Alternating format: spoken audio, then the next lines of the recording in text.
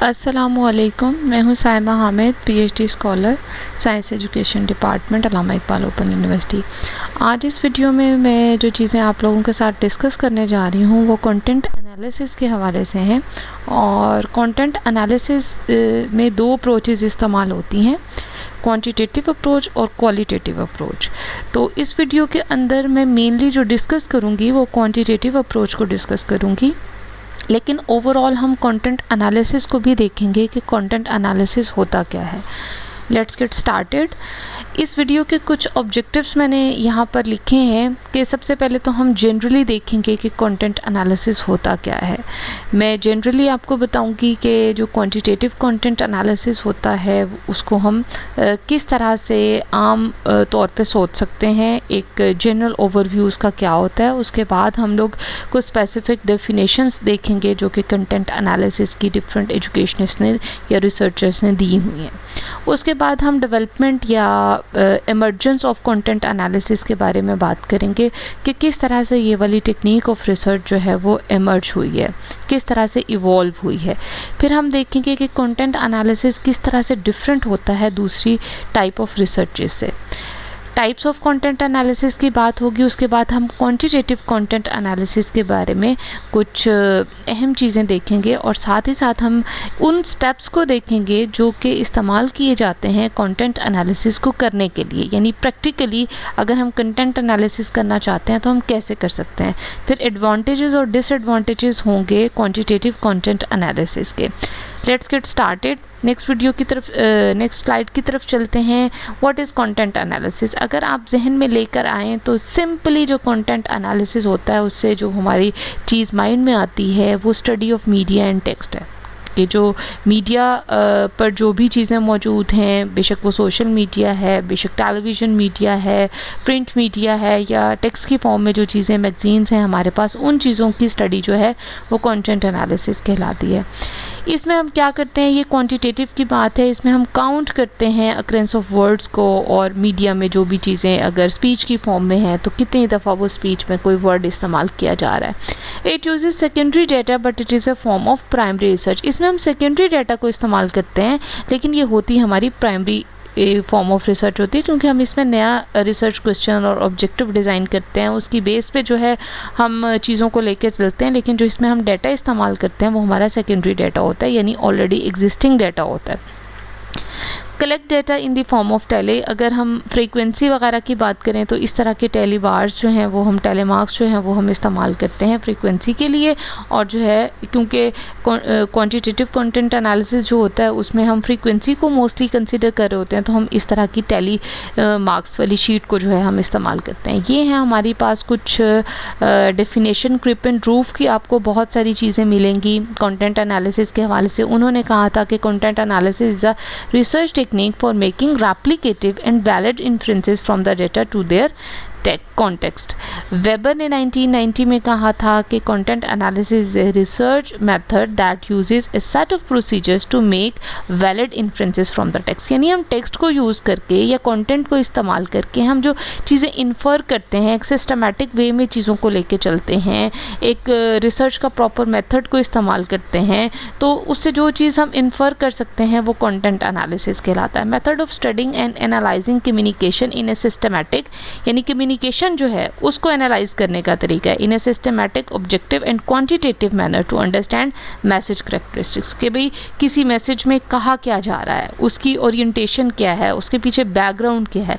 It is a systematic reading of a body of text, images and different symbolic matters not necessarily from an authors or others perspective. यानी ये जो हम systematic reading करते हैं body of text से और हम उससे चीज़ें जो हैं वो निकालते हैं, इन्फर करते हैं, उसमें ज़रूरी नहीं है कि हम ऑथर के पर्सपेक्टिव को देखें या दूसरे लोगों का जो पर्सपेक्टिव है उसको देखें। उसमें रिसर्चर अपने पर्सपेक्टिव से बात करता है। स्टेम्पल ने 2003 में कहा था, ये मैंने कम्युनिकेशन की बुक है मैस कम्युनिकेशन की, उधर से ये डेफिनेशन ली थी जो कि मोर रेलिवेंट लगी मुझे। Content analysis of doing something we all do informally rather frequently, draw conclusion from the observation of the content. क्या मतलब इस चीज़ का कि सपोज़ आप देखें हमारे घरों में और हमारी आपस की टॉक में हम इस तरह से बात करते हैं कि हमने कोई ड्रामा देखा है, हम उसको जो है वो उसका कंटेंट बेस हम बात कर रहे होते हैं कि ये वाला पॉजिटिव करैक्टर है, ये वाला नेगेटिव करैक्टर है, तो हम किन बेसिस पे ये चीज़ें जज कर रहे होते हैं। या फिर हमारे घर पे कोई जो है वो गेस्ट आता है और हम नहीं जानते कि उसका इंक्लिनेशन जो है वो किस तरफ है, वो रिलीजियस बंदा है या वो किस पॉलिटिकल पार्टी को जो है वो प्रेफर करता है। जब हम उससे कम्युनिकेट करते हैं, जो हमारी डिस्कशन होती है, वो जो बातें करता है उसकी कम्युनिकेशन से, उसके जो है पॉइंट ऑफ व्यू से हमें अंदाज़ा हो जाता है कि इसका ये किस तरफ इंक्लाइंड है। तो ये हम जनरली इनफॉर्मली हम ये वाला काम कर रहे होते हैं। जब हम इस काम को जो है एक रिसर्च वे में करते हैं, एक सिस्टमैटिक वे में करते हैं, तो वो क्या हो जाता है, ये आपका जो है वो कंटेंट एनालिसिस बन जाता है, जो कि ए फॉर्म ऑफ रिसर्च है। डेवलपमेंट ऑफ कंटेंट एनालिसिस या इमर्जेंस ऑफ कंटेंट एनालिसिस कुछ इस तरह से है कि स्टार्ट में जो है इस तरह के पंच कार्ड्स इस्तेमाल किए जाते थे, और जो कि बहुत टाइम कंज्यूमिंग एक प्रोसेस था, और इसके ज़रिए जो है हम कंटेंट एनालिसिस किया करते थे। With the passage of time हमारे पास स्टैटिस्टिकल सॉफ्टवेयर्स आ गए, एनवीवो आ गया, टेक्समार्ट आ गया, वीबी प्रो आ गया, प्रोफाइलर प्लस आ गया। ये वाले स्टैटिस्टिकल सॉफ्टवेयर्स हमें हेल्प करते हैं कि हम कंटेंट एनालिसिस को आसानी के साथ कर सकें। फिर जो हम देखें, अगर 1940 में जो है ये एरो की स्ट्रेंथ जो है, बोल्डनेस जो है, हमें ये बता रही है कि with the passage of time जो है इसमें जो है वो इवॉल्व हुआ, इसका इस्तेमाल जो है वो बढ़ता चला गया। 1940s में जो है इनिशियली जो है वो कंटेंट एनालिसिस को इस्तेमाल किया जाने लगा, कम रिसर्चर इसको इस्तेमाल करते थे। मिड 1950s में जो है कुछ टेक्नोलॉजी जो है उससे रिलेटेड और कुछ इसको करने के तरीक़ेकार से रिलेटेड जो हैं वो चीज़ें ऐड हुई। हमने वर्ड्स को उनके कॉन्सेप्ट के साथ देखना शुरू किया कि हर वर्ड का कॉन्सेप्ट क्या है। इस तरह से वो चीज़ें इमर्ज हुई और ज़्यादा रिसर्चेस कंटेंट एनालिसिस में एज़ कम्पेयर टू पास्ट जो है वो होना शुरू हुई। 1959 में हमने ना सिर्फ वर्ड्स के कॉन्सेप्ट को लेना शुरू किया, बल्कि वर्ड्स के आपस में रिलेशनशिप और एसोसिएशन को भी देखना शुरू किया, और उससे जो है वो हम मीनिंग्स निकालते थे। तो इस तरह से ये वाला तरीक़ेकार जो है ज़्यादा ऑथेंटिक कंसिडर किया जाने लगा, और इस डायरेक्शन में जो है वो ज़्यादा रिसर्चर्स ने अपनी जो है वो रिसर्चेस की। सिमेंटिक एनालिसिस उसे कहते हैं, सिमेंटिक रिलेशनशिप फाइंड करना शुरू किया। सिमेंटिक रिलेशनशिप क्या होता है, related to the meaning of data and relationship between the words, यानी सिंगल वर्ड्स नहीं बल्कि हम रिलेशनशिप बिटवीन द वर्ड्स और एसोसिएशन बिटवीन द वर्ड्स, उनको भी हमने इसमें इनकॉर्पोरेट करना शुरू किया कंटेंट एनालिसिस में। फिर ये एक स्लाइड है जो कि ये बता रही है कि कंटेंट एनालिसिस किस तरह से इमर्ज हुआ। 1992 और 1994 के बाद इसमें वाज़ेह तौर पर जो है वो जो है कह लें कि लोगों ने बहुत तेज़ी से जो है इस तरफ उनका रुझान बढ़ा और लोगों ने काम करना शुरू किया। ऑलरेडी पहले मौजूद थी कंटेंट एनालिसिस की टेक्निक, तो मौजूद थी, लेकिन क्योंकि सॉफ्टवेयर्स आके काम करना आसान हो गया, कॉन्सेप्ट्स और एसोसिएशन बिटवीन द वर्ड्स वाला कॉन्सेप्ट ने इसको मज़ीद जो है वो ऑथेंटिक बना दिया, तो जो है ये वाली टेक्निक जो है ज़्यादा रिसर्चर्स ने इस्तेमाल करना शुरू की। ये किमले जो है उन्होंने अपनी जो कंटेंट एनालिसिस की गाइड बुक है उसमें उन्होंने ये वाली पिक्चर दी थी, तो वहाँ से मैंने ये ली है।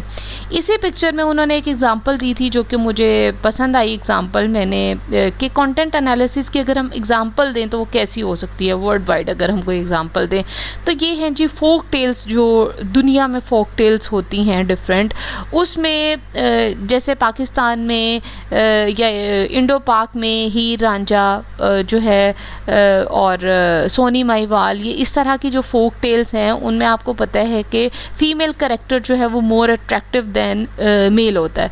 तो उसको उन्होंने असेस करना चाहा कि हम देखें, एनालाइज़ करें कि आया ये वाली चीज़ें जो हैं दुनिया के मुख्तलिफ़ हिस्सों में किस तरह से हैं, जो फोक टेल्स हैं उनमें फ़ीमेल टू मेल अट्रैक्टिवनेस जो है वो किस तरह से है। तो इसका जो है उन्होंने एनालिसिस किया। ये फोक टेल्स ज़ाहिर है जो है ओरल या फिर somehow in the pictorial pectoral forms हो सकती हैं, या वहाँ के जो लोग होते हैं उनसे उन्होंने जो है कम्युनिकेट करके ये ली होंगी और उससे उन्होंने असेस किया कि ये डिफरेंट वैल्यूज़ ली, यूरोप की उन्होंने ली, फोक टेल्स ली, जापान की ली, ऑस्ट्रेलिया, डिफरेंट कॉन्टिनेंट्स की उन्होंने ली, और फिर जो है उन्होंने ओवरऑल ये रिज़ल्ट निकाला कि 6 जो है ना रेशो है कि female is more than attractive in folk tales world wide. ठीक है, तो इस तरह की कंटेंट जो है हम एनालाइज कर सकते हैं, इस तरह की स्टडीज़ इस डायरेक्शन में हो सकती हैं। इसके अलावा जो है क्रिपन रूफ का मैंने आपको पहले ही बताया कि क्रिपन रूफ जो है इनकी काफ़ी स्टडीज़ आपको कंटेंट एनालिसिस के हवाले से इनका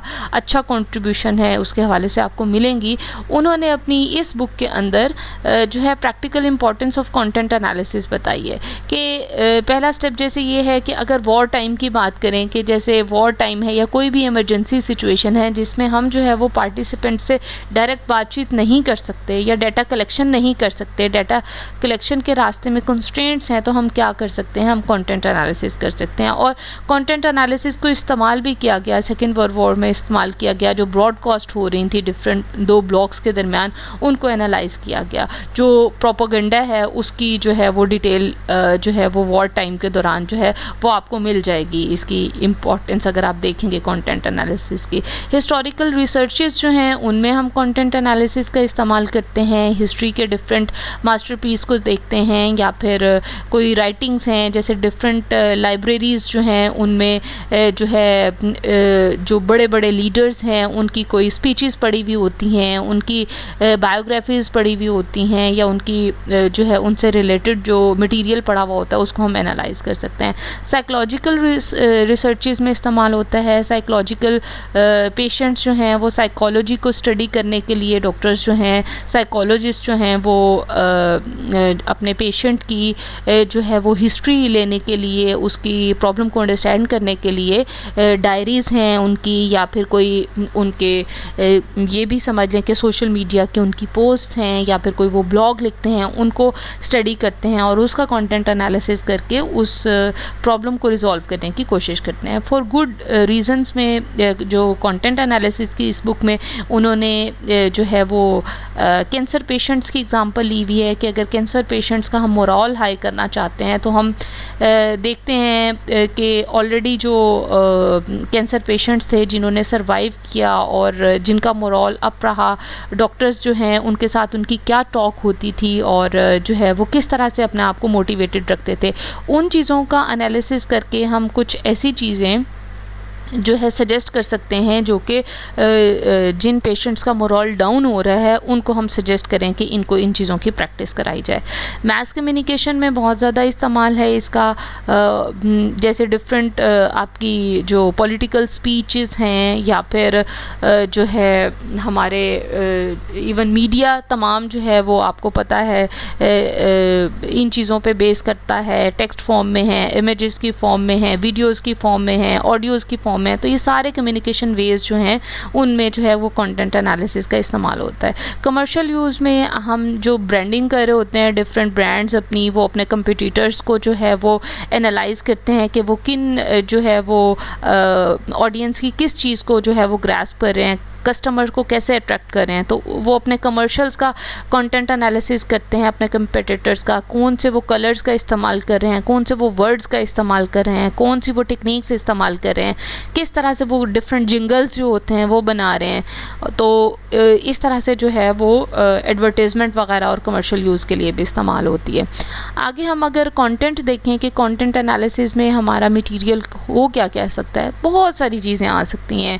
मैगज़ीन्स हो सकते हैं, हमारी स्पीचेस हो सकती हैं, बुक्स हो सकती हैं, मैगज़ीन्स हो सकते हैं, आपके ब्लॉग्स हो सकते हैं, वेबसाइट रिलेटेड कोई मटेरियल हो सकता है, सोशल मीडिया पोस्ट हो सकती हैं, आपकी जो है टेबल टॉक्स हो सकती हैं, जैसे कि मैंने आपको बताया कि डॉक्टर्स की जो अपने पेशेंट के साथ डिस्कशन होती है उसको हम एनालाइज कर सकते हैं, कोई वीडियो फॉर्मेट हो सकता है।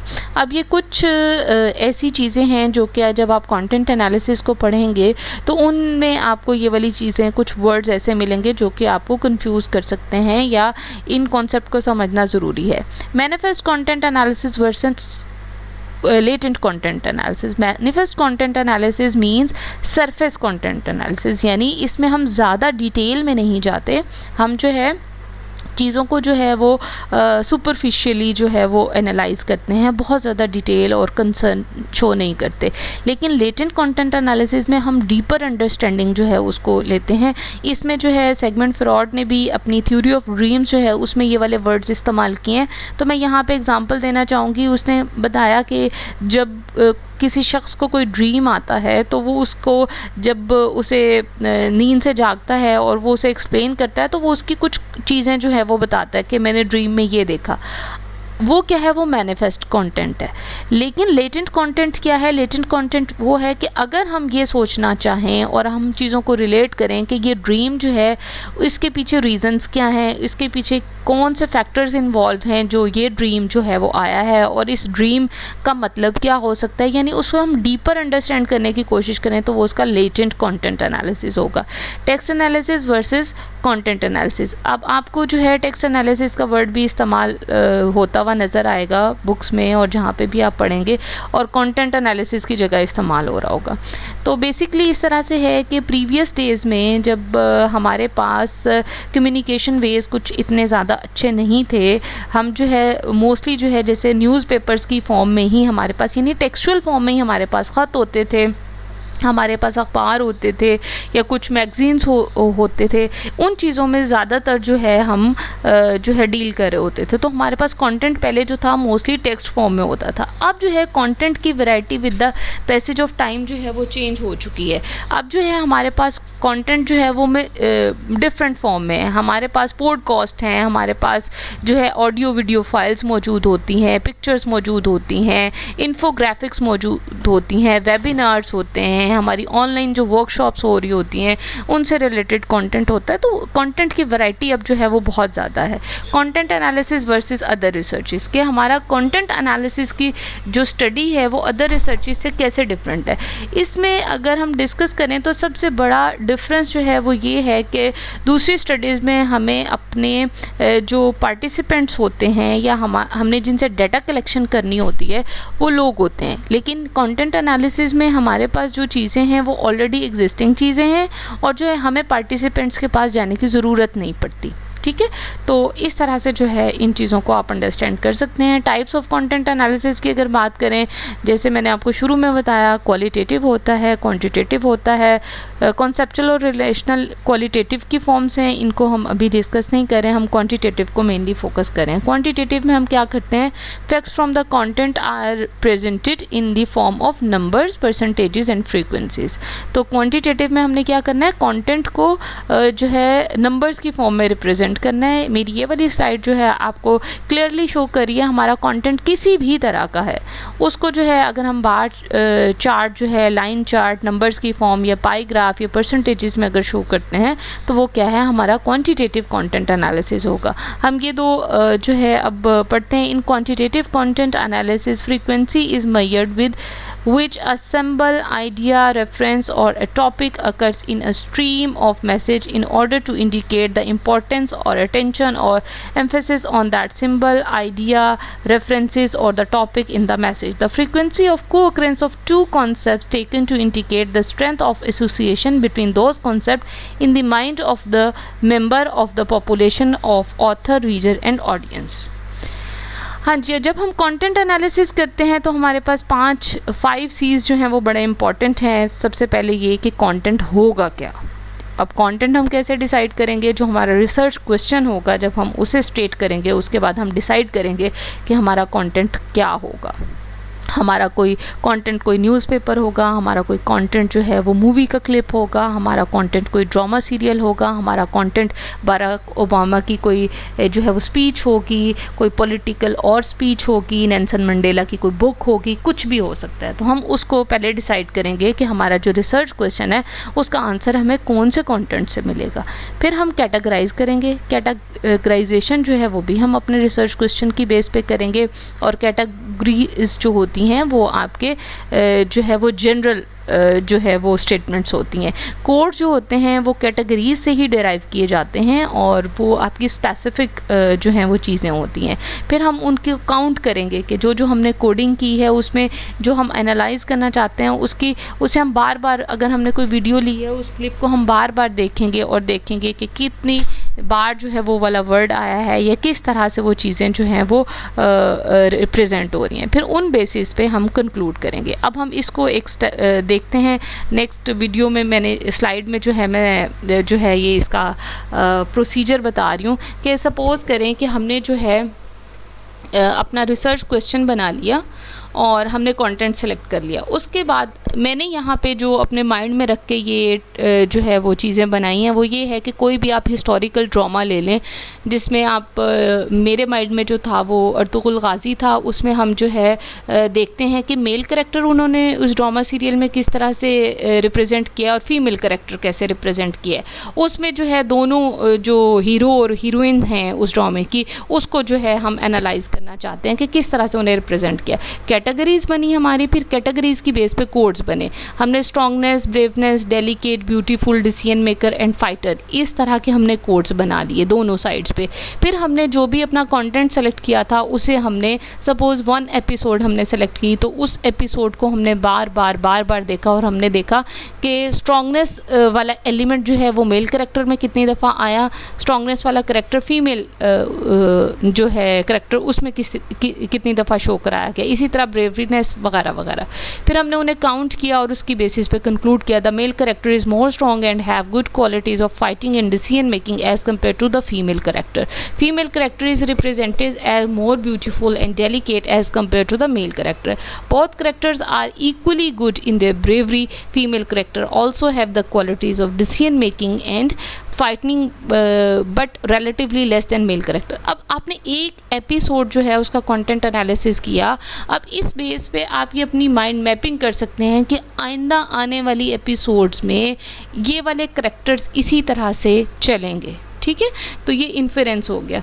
अब क्योंकि हम डोमिनेंट पैराडाइम के लोग हैं, हम इन चीज़ों को अंडरस्टैंड कर सकते हैं। अब जब हम क्वांटिटेटिव कंटेंट एनालिसिस करते हैं तो हम इंटरवल और रेशो स्केल्स को इस्तेमाल करते हैं, पैरामीट्रिक जो है जो टेस्ट हैं उनको इस्तेमाल करते हैं और उसमें हमारी सपोजिशन ये होती है कि हमारा डेटा जो है वो नॉर्मली डिस्ट्रीब्यूट है, बिग सैम्पल ऑफ डाटा है, रैंडम सैम्पलिंग है और ये वाले टेस्ट जो है according to our research question हम इस्तेमाल करते हैं।